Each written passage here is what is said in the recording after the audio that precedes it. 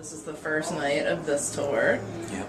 Right, and you guys, were you in Europe with him before, yeah, right? we've just done about somewhere between 10 and 20 shows Okay. in Europe just before this. So That's cool. So what are your hopes for this tour? that it's the exact same thing over there because went really well over there. The hymn fans were really overwhelmingly supportive of what we were doing and reacted really well. So hopefully it's the same thing here.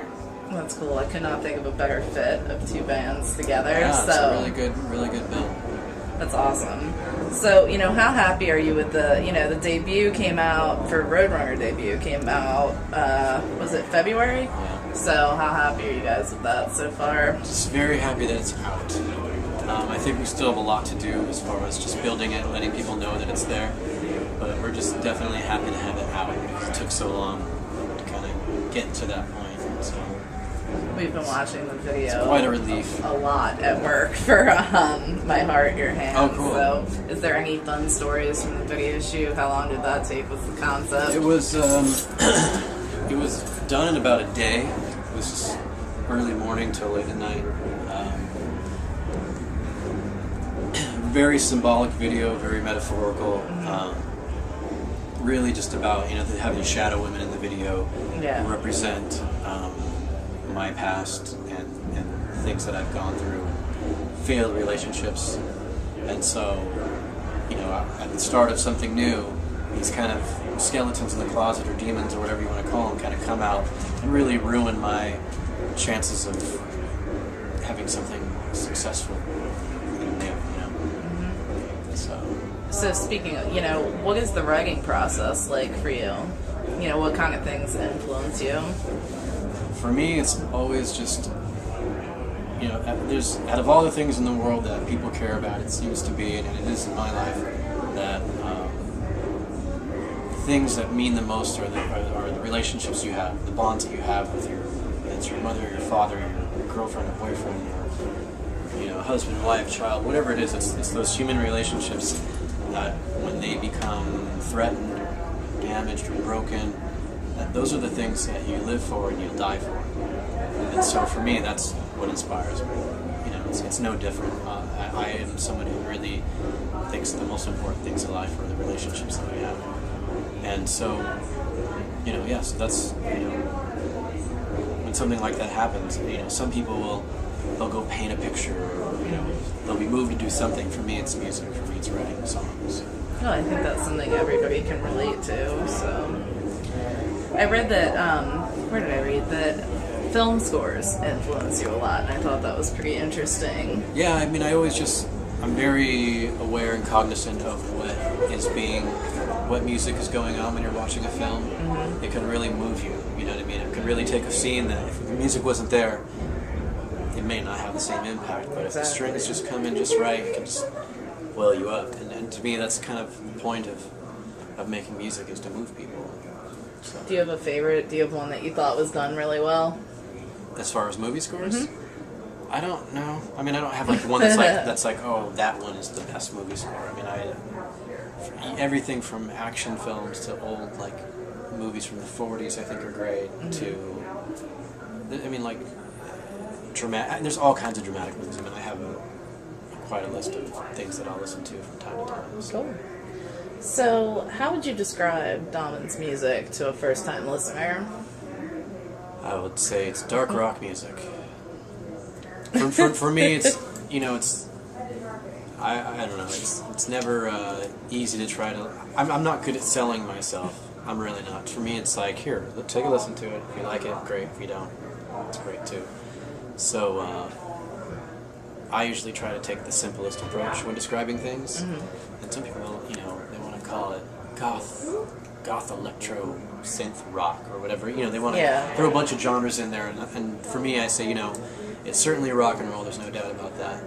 It's not so much metal as it is rock. Mm-hmm. And there's certainly dark elements to it. We use bells and choirs, and the content is quite dark. Mm-hmm. So for me, I just say it's dark rock. It's easy. Oh, I know. Some people want to run away from that goth stereotype thing. Well, the only reason I don't use it as much is because like I said, for me, labels don't mean much, and people need them to understand what you're doing. But I kind of, in a lot of ways, I'm just repeating what I've been told. You know. Yep. So when fans write to us, or they tell us what their reactions are to the music, more often than not, they'll say, I thought you were a goth band, but then when I listened to like 3 or 4 of your songs, I really figured out that you weren't goth at all. And I'm like, okay, so that kind of says it right there. Right. You know what I mean? Most people find that if they listen to more than one song of ours, they kind of delve into the album and they find out that we're not really a goth band. And that also goes back to our start, too. When we started gigging in LA, we were kind of so in the middle of everything that we would play with all kinds of bands. We'd play with metal bands, with thrash, hardcore, rap rock at the time, goth bands, whatever.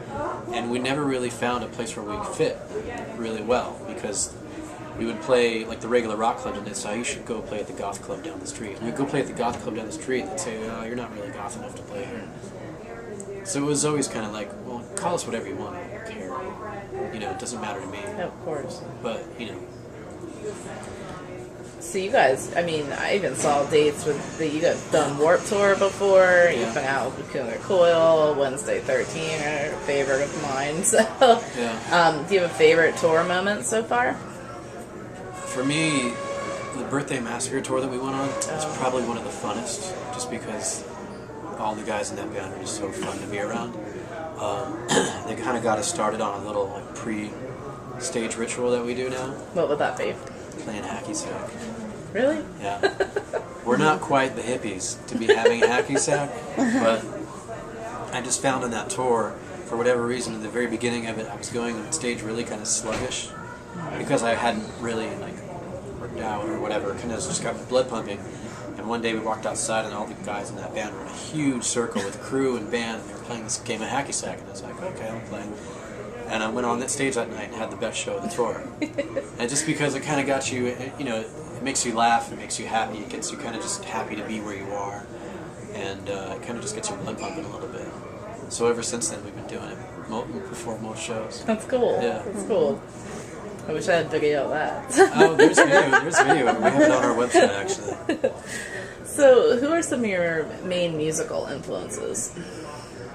It varies so much. When I was a little kid, my dad and my older brother would play a lot of Kiss, a lot of AC/DC. I think that's where I kind of get a lot of my just straight ahead rock and roll, influence from. When Danzig came out with his first record, I became a big Danzig fan. Typo Negative, I was a big fan of them, and Life of Agony.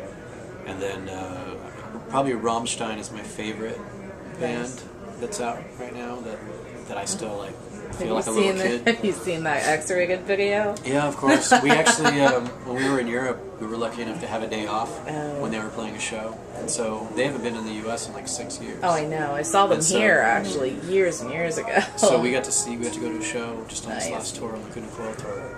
And that was a real treat. And, but I'm also a huge Depeche Mode fan. Their songwriting to me is probably the best around, in my opinion. And other than that, I listen to a lot of kind of old music from the 30s and the 40s. Okay. A lot of my grandfather would give me a new record every week. Oh, cool. And so I got into Ella Fitzgerald and Frank Sinatra and all that kind of stuff.